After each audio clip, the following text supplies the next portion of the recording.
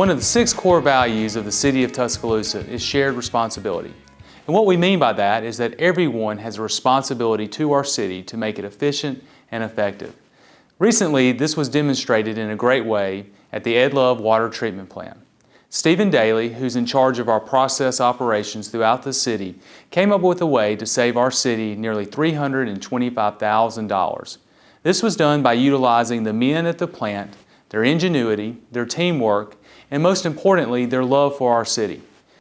Well, I guess the story today is the fact that we've saved quite a bit of money by being internally resourceful and self-sufficient. We've replaced outside help with internal help, figured ways to do things ourselves, and it's all part of a big paradigm shift that we're experiencing within the Water and Sewer Department, largely due to our new manager over the process assets in our department, Stephen Daly, who's brought this paradigm shift, identifying things we can improve, identifying things we can do that we've normally counted on other folks to do, and in the process, we're becoming more of a team because everybody's having to be relying on one another. We have to utilize each other as a means to figure things out where there's not a map or an easy way to get to it. We've got a team building effort now. Beyond this story, this particular story, there's the bigger picture of many, many other opportunities that Stephen and his staff are looking at to save the city and our department a great deal of money and make us more effective and efficient and in the long run, basically a more reliable utility for our citizens. During routine maintenance at the Ed Love filter plant, we discovered we had leaking filter valves. These valves are the valves that control the water flow through the filters and into the clear well, which goes into the distribution system of the city. Typically, a standard operating procedure when you make such a discovery to call in contractors, have them give you a quote, look it over, and that's what we did. And we set a budget based on the quote. But as I started digging into the quotes and asking for justification of the cost, I couldn't figure out how to justify it, and I felt like we could do it in-house if we looked into it.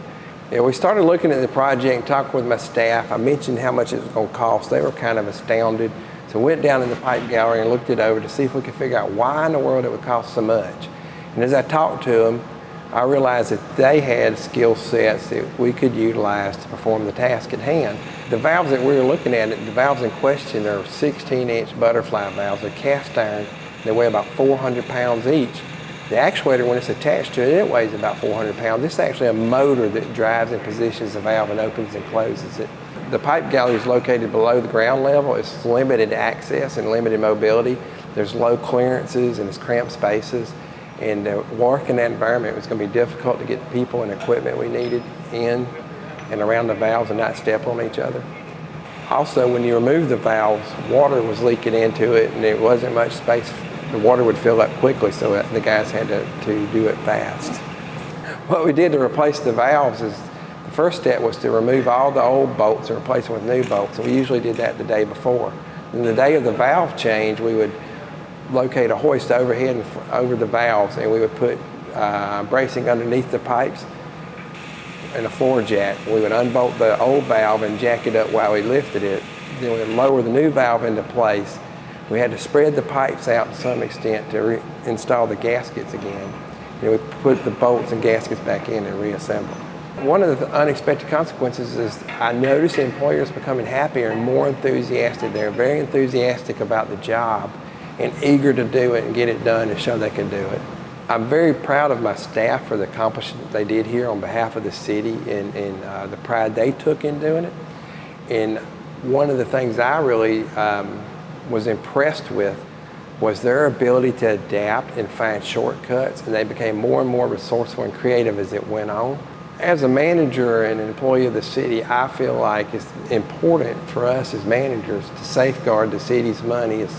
It's hard to come by, it's a rare resource, everybody's struggling, and in my mind, we have a responsibility to be as most efficient as we can with the money and resources we have. Stephen's done a big job of pulling his folks together, using his past experiences, using their knowledge and experience to create team atmosphere out there that is developing into one of the most cost-effective and efficient operations that I've ever seen in a utility. Stephen Daly and his team exemplifies what is best about our city. They saw a challenge and they saw an opportunity to save the taxpayers hundreds of thousands of dollars. I commend Stephen and our entire team at the Ed Love Water Treatment Plant on their success. And please know this, that same type of spirit exists across our city. So in the weeks, months, and years ahead, your city is going to make the most efficient use of your tax dollars.